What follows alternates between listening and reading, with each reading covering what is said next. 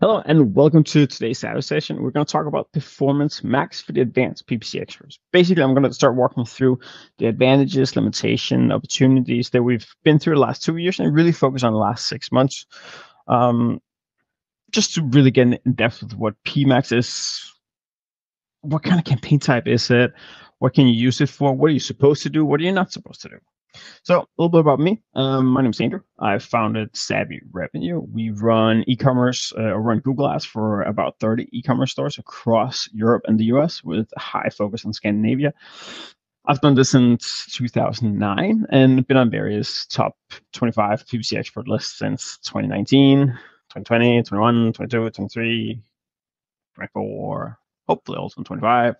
So agenda for today is that we're going to talk about the state of PMax. What does that actually look like? Then we're going to look back about 2 years where I saw a roadmap about PMax's direction and tell you why I was super excited and why I sometimes get super excited again. We'll talk about why don't PMax do better when we compare it to meta ads. And then really the chunk of this session today is how are you going to fine tune Performance Max based on our insights, based on all the things we've tried. How do you actually fine tune? How do you get it to work the best for you as an e-commerce store? This is not for lead gen. We have a small slide on lead gen, but this is primarily around e-commerce. And at the end, we're going to do a session on where the standard shopping fits in, because you can't talk about PMax today for e-commerce without talking about standard shopping.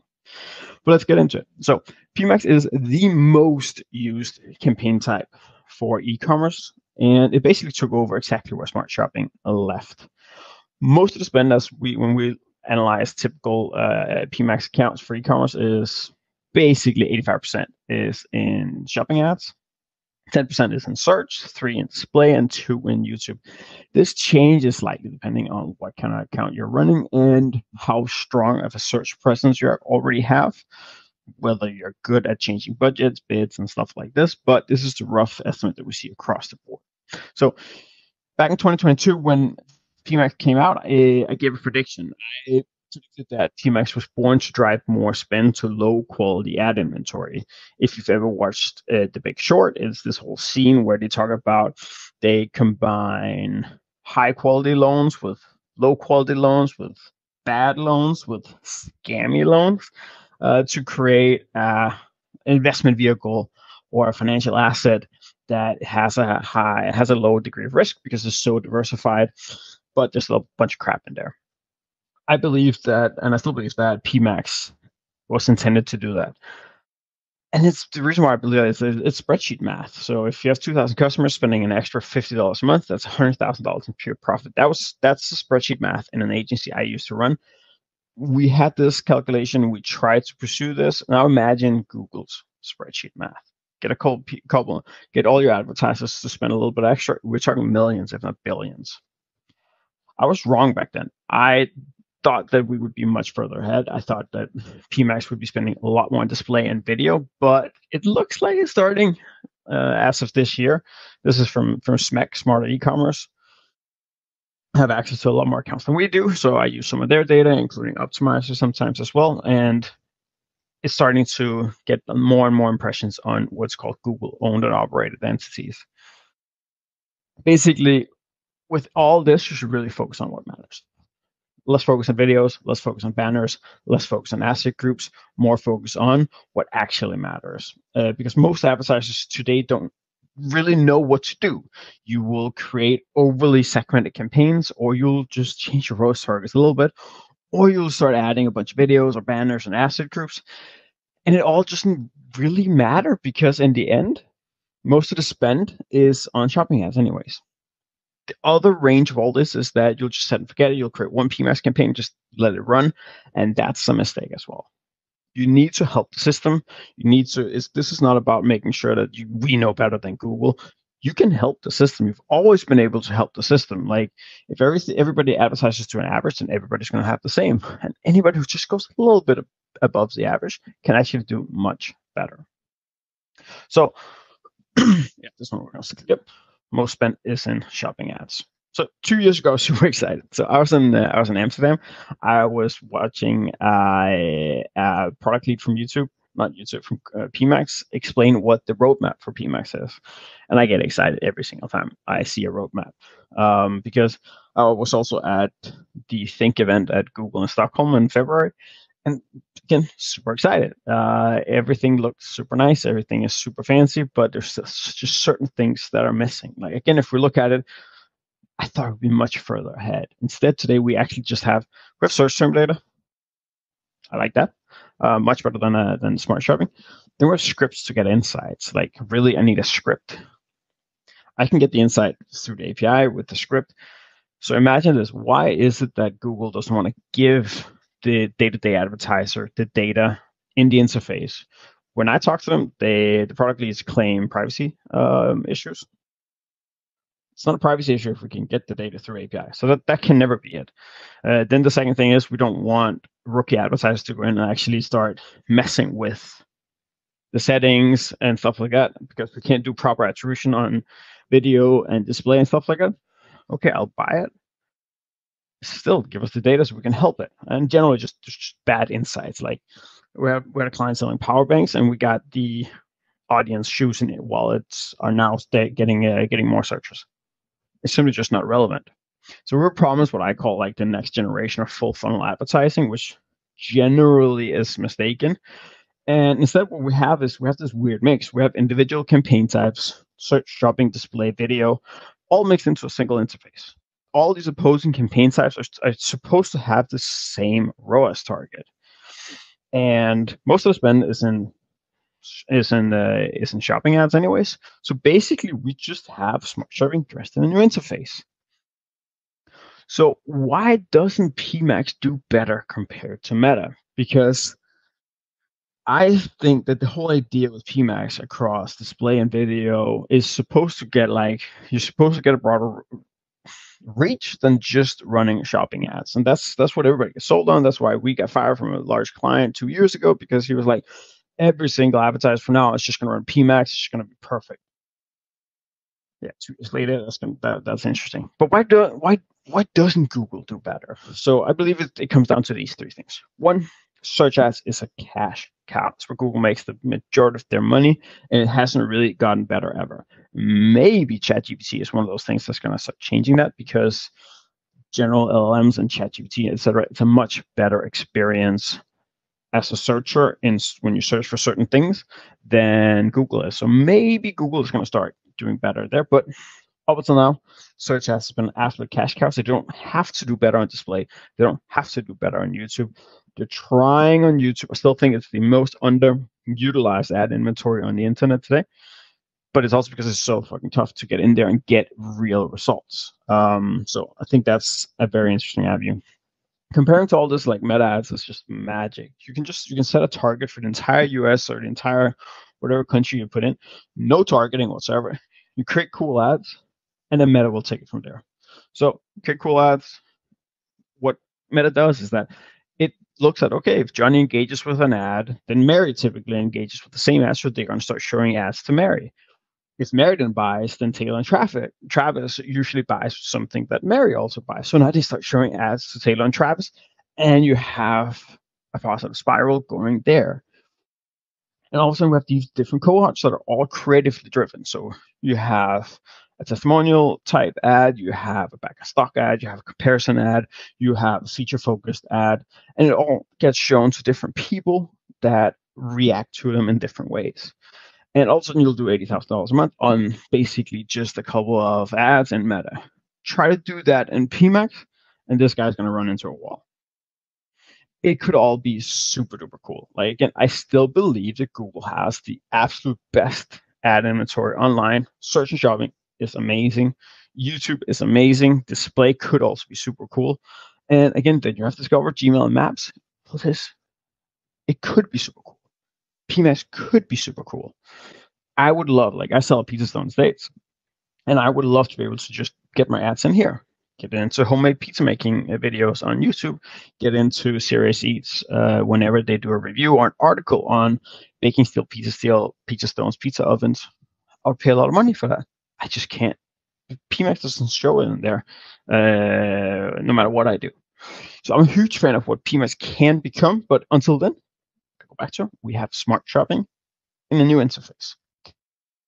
And that means you need to improve performance in PMax by improving the shopping ads performance component of PMax.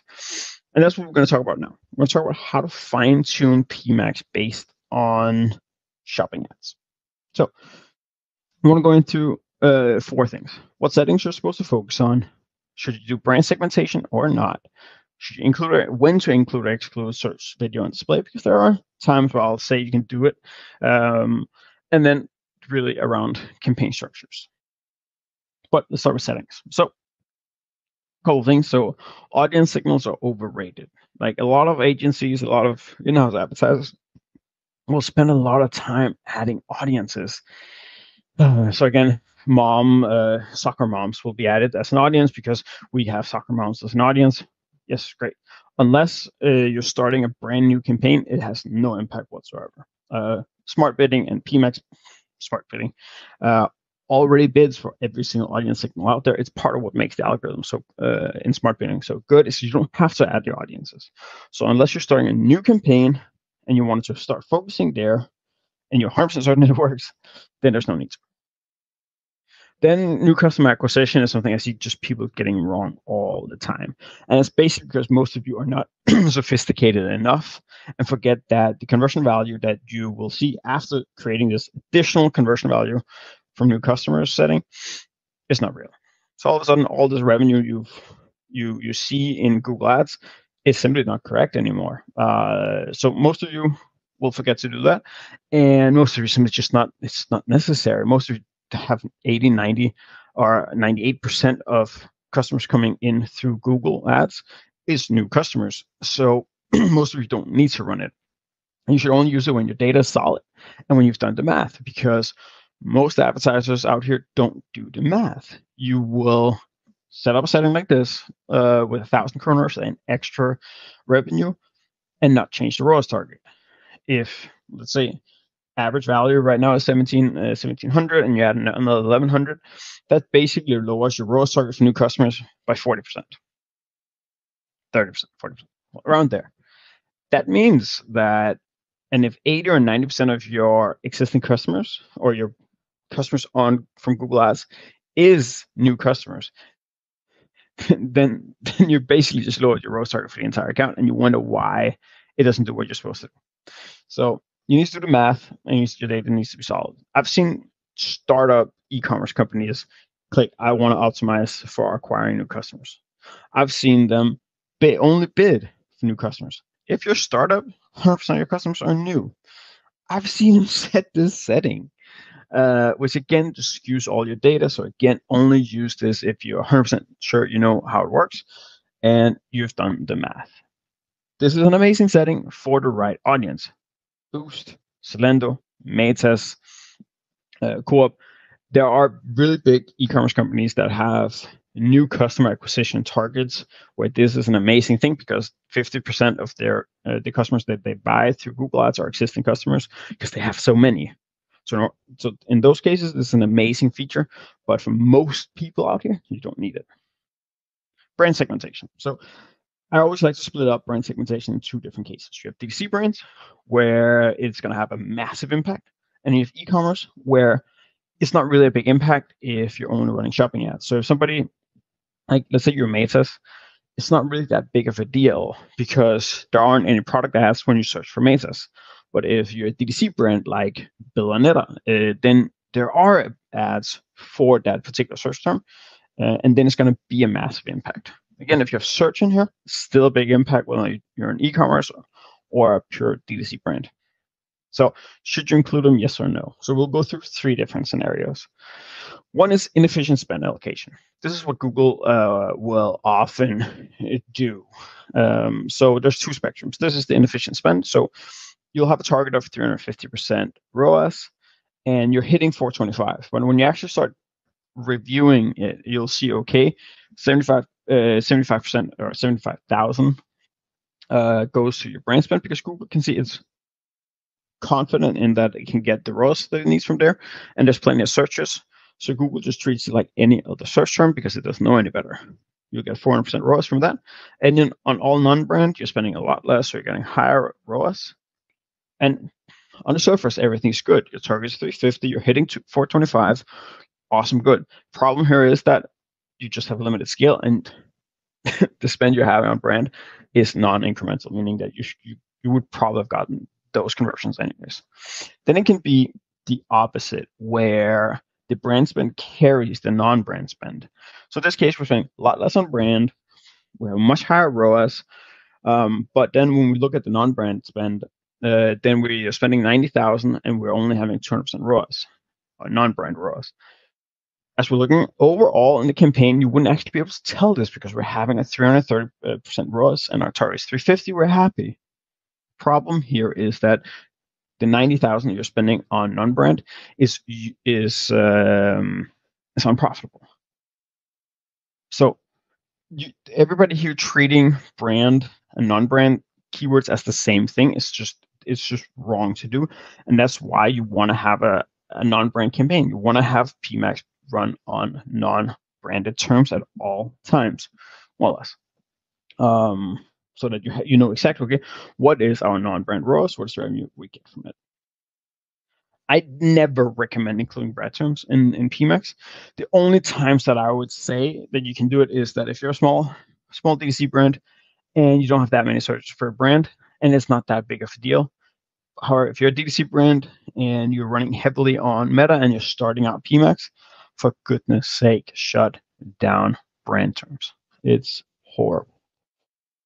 So should you include or exclude search video display? So search in general, this is one of the best things that came out of PMax, is that a lot of advertisers were forced to use dynamic search ads when they switched from smart shopping to PMax, and it opened up a lot of extra revenue for them because they were not running any search ads whatsoever. I'm still baffled when I open accounts that run no search.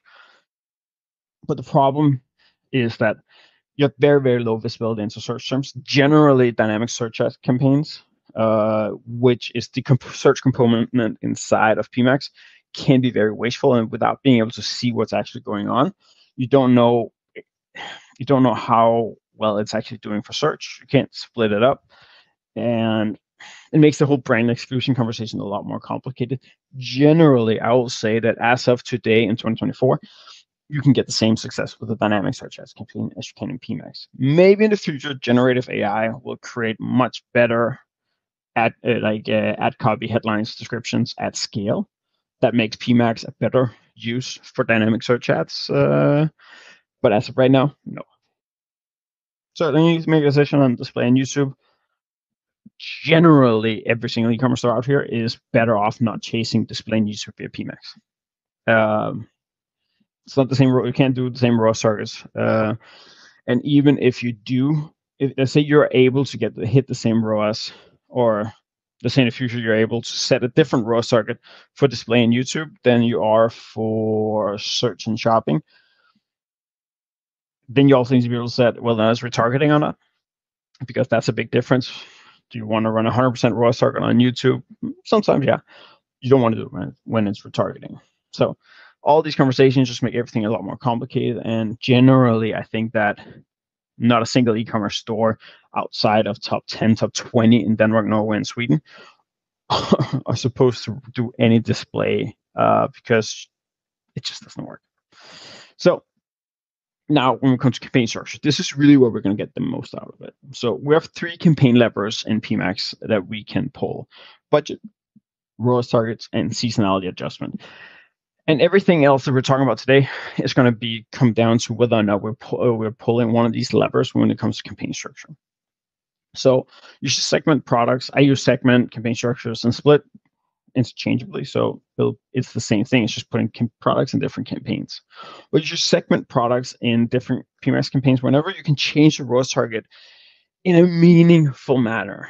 And whenever you have plenty of data to support it, because PMax works as a silo, meaning that if you have 2 different PMax campaigns, they don't share data as well, or don't utilize the account-wide data as much as you can set up in standard shopping ads or general search with bidding portfolios, etc. So this is what I often see, is that advertisers will create a bunch of different PMax campaigns and not set a different ROAS target. You should not create more campaigns in PMax unless you set different ROAS targets. There's some caveats, some more advanced stuff, but in general, if you want to avoid making typical mistakes, this is the biggest mistake I see when running PMax. If you can set up shoes, pants, and backpacks at 750, 500, 300% ROAS targets, awesome, great. If they're all more or less the same, 500, 500, 500, or 450, 500, 550, it makes no difference. You will get better results by just aggregating them without a doubt. I have 5 go-to PMax campaign structures. Once we've now gone through, okay, when should we actually segment them? When can we actually aggregate data and stuff like that? I have these 5 that we typically go to. So starting off with hero versus accessory, super simple. Doesn't have to be complicated, but just budget. Let's say you sell mattresses. You also have some accessories like bedding, pillows, and stuff like that. You're going to want to run different budgets for your hero product, for your mattress, versus all the bedding stuff. There's times where you want to run a high budget for your mattress. You're trying to sell more of that. You don't necessarily want to run a lot of spend into your bedding components. There are add-ons. There are not things you actually want to advertise for that aggressively. You also want to be able to track, okay, what is the budget numbers? What happens when you change ROAS targets? If you change the ROAS target from 500 to 400 and revenue goes up, but you're selling only bedding, are you actually able to get what you want? So just split it up. It makes it much easier to run.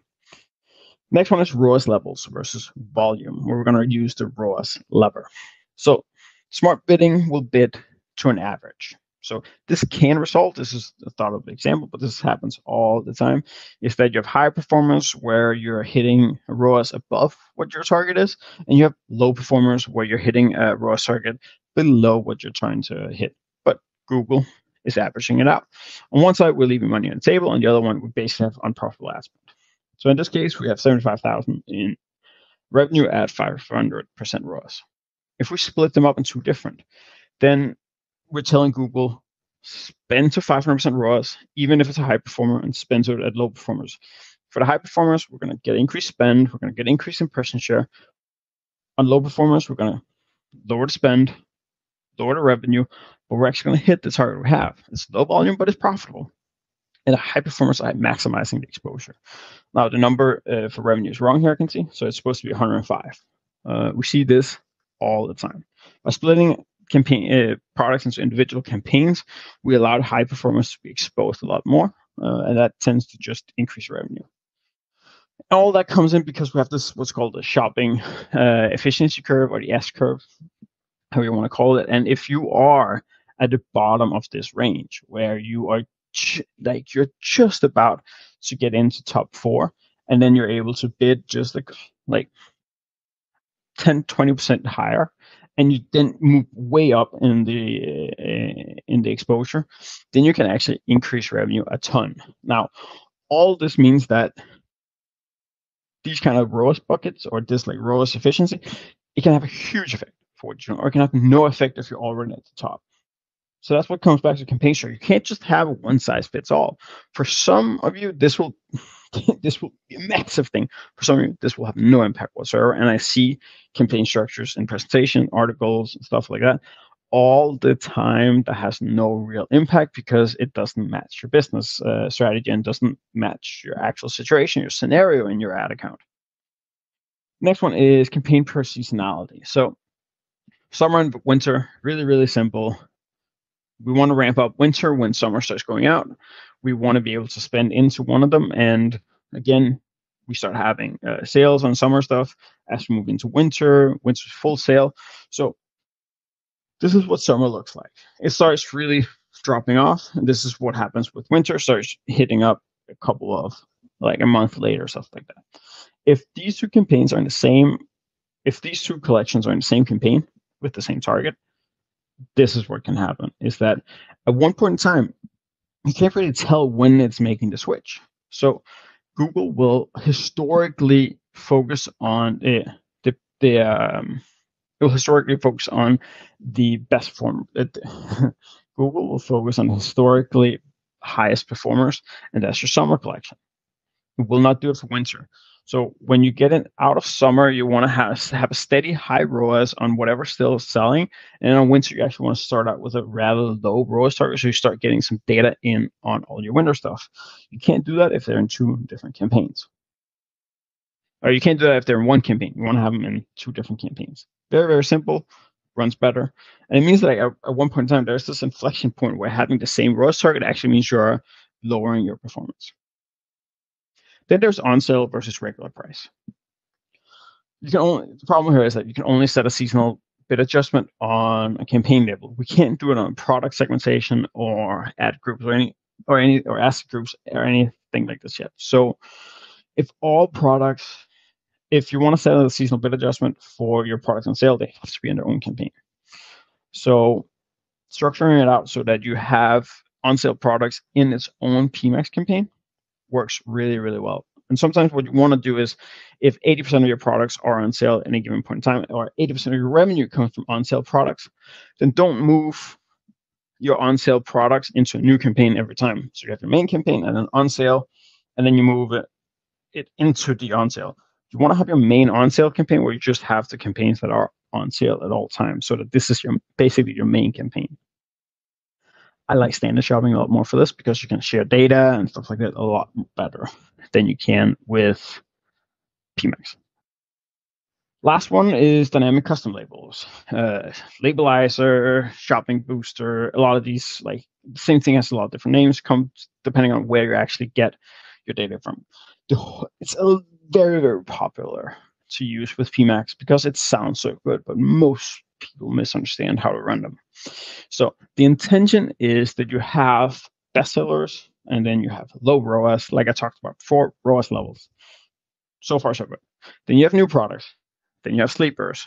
This can also be villains. This can also be, there's a lot of different names for these things. But at the end of the day, you have to look at, okay, when does this work? It can work okay if you have between 1 to 10,000 SKUs. If you have more than 10,000 SKUs, it usually works really, really well. The problem with it all is that I open accounts that have implemented this, just like I talked about the other things, the other campaign structures, where it's just it doesn't really apply. It can't really work in this particular account. So I open this up all the time. Where if we look to the left, so the villain campaign here has a better POAS than the heroes.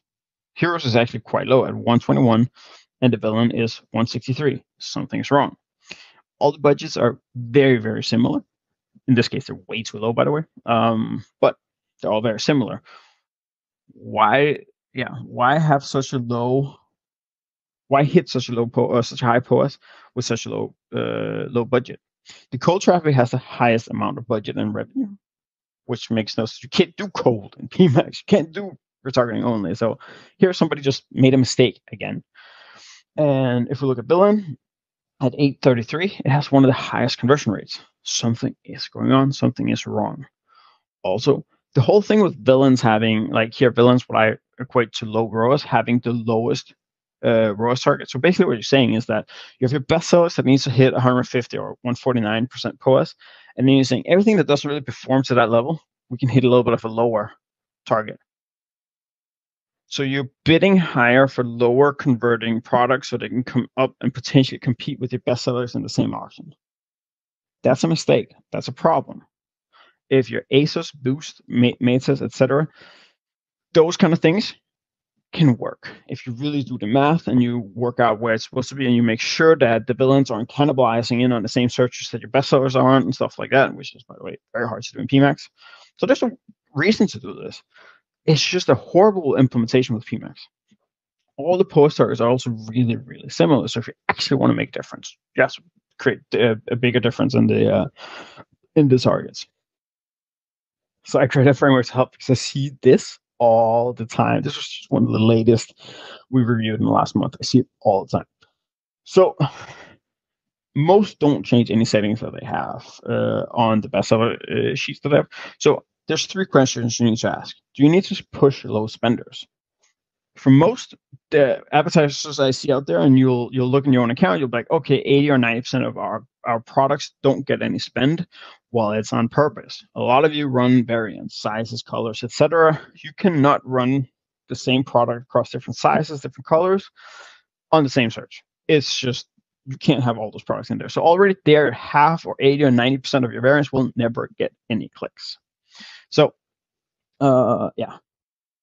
So do you actually need to push it? Can you afford to push it? That's the other thing. So if you're pushing them on a lower ROAS target on a category basis, can you afford that? Do you even want that? Most don't.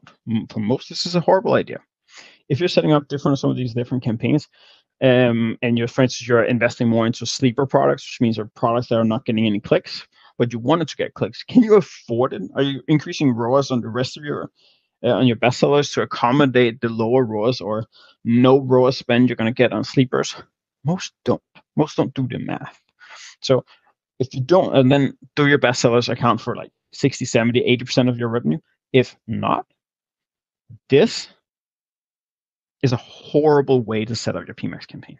It sounds great for most people out there. This doesn't work. And it's because they are not going to push ROAS, low ROAS spenders correctly. They're going to, everything gets pulled together, etc. So if you can't say yes to all this, it's probably not for you. I don't do this one. This is only in person. Tools to help is Product Hero, Profit Metrics, Optimizer, and Supermetrics. We primarily use Supermetrics inside because we can set different levels and stuff like that, but it's overkill for most. Profit Metrics and Optimizer have the ability to change the levels you have. So should you have 2 conversions for a product to be a bestseller, et cetera, I like to be able to play with those numbers. It makes it a lot better to work with than just some standard number out of the some standard thresholds. There's a really important how you set the thresholds on when certain products become bestsellers, low spenders, and all that stuff. So that's really important. Profit Metrics, I know, in the Shopping Booster can do it really, really well, and you can easily see what the data is. So I have a proclivity to actually like that. At the end of the day, you need to solve the problem that you have. If you have a large SKU count, all this with dynamic categories and dynamic buckets and stuff like that can work really, really well. If you have a simple account, like a simple DTC brand, just hero product and add-ons, split it to control your spend on your ROAS. If you run a lot of rotating sales, those dynamic categories makes no sense to run, because your bestseller is going to change based on what's on sale at all times, and it doesn't work for you.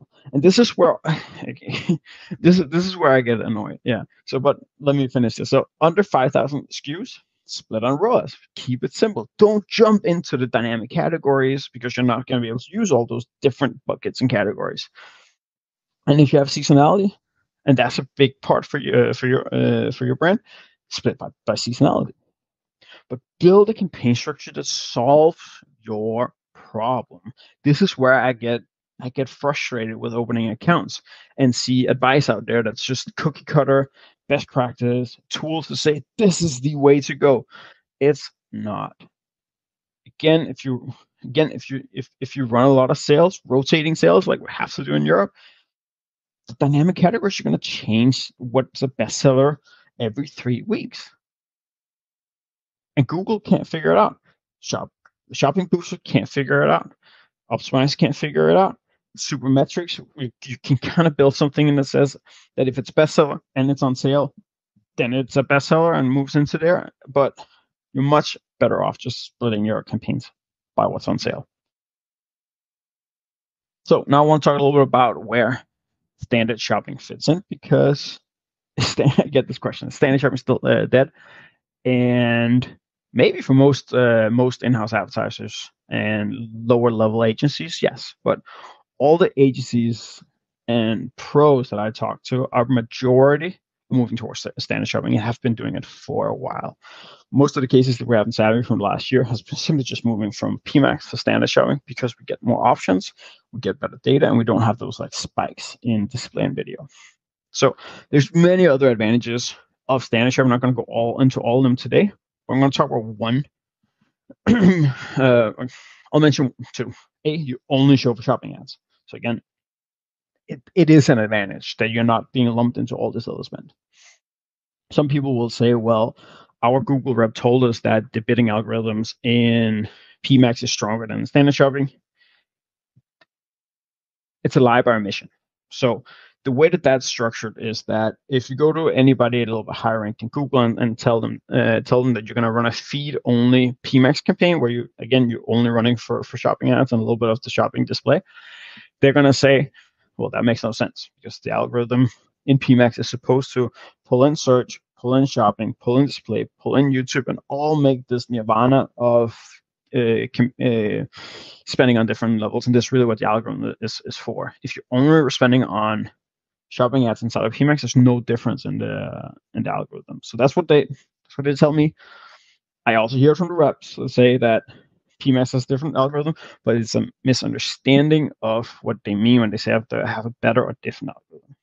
So the biggest thing that we use with standard shopping, besides the fact that it is sure shopping ads and it makes it much easier to scale, is the priority setting. So this ability where we can actually share data across campaigns and nudge Google and say, hey, this is our best sellers, this is our non-best sellers on a category basis. We want this to show first. So we can create a campaign for on sale and regular price. We can share bidding portfolios if we want. And then we can say, okay, high and low. We can set the same ROAS targets. And we make sure that the on sale products, majority of the time, are shown most. And it shares the data when it jumps from one campaign to another. It's a very, very powerful thing to do. Priority setting allows us to nudge towards one or the other when we do this, while still retain most of the data. It works really, really well. So campaign strategy for standard shopping, everything we've talked about so far also works for standard shopping. I do say that anything when you do brand and non-brand split is still best done with standard shopping, with having, again, you can do non-brand and PMax, and your brand has to go down into standard shopping. It's the best way to do it. Bestseller versus not bestsellers is also a great way to do with standard shopping. And when you do an on sale versus like evergreen or regular price products, I do prefer standard shopping. Lead gen, we're not going to talk about. This is not necessary. So yeah, at the end of the day, you need to build a campaign structure that makes sure that you as an e-commerce store actually are able to scale. And the way to do that is to create a PMax structure that gives you the best results within the shopping ads component in Google. And it's not just you can just this campaign structure works the best. You just find out what works for your structure. So if you have any questions whatsoever, just put them in the notes on YouTube in the comment section, and I'll be there to reply to anything. If anybody needs any help with Google Ads, just hit me up for a chat. We are the best agency out there for Google Ads in e-commerce, so just hit me up, and I promise we'll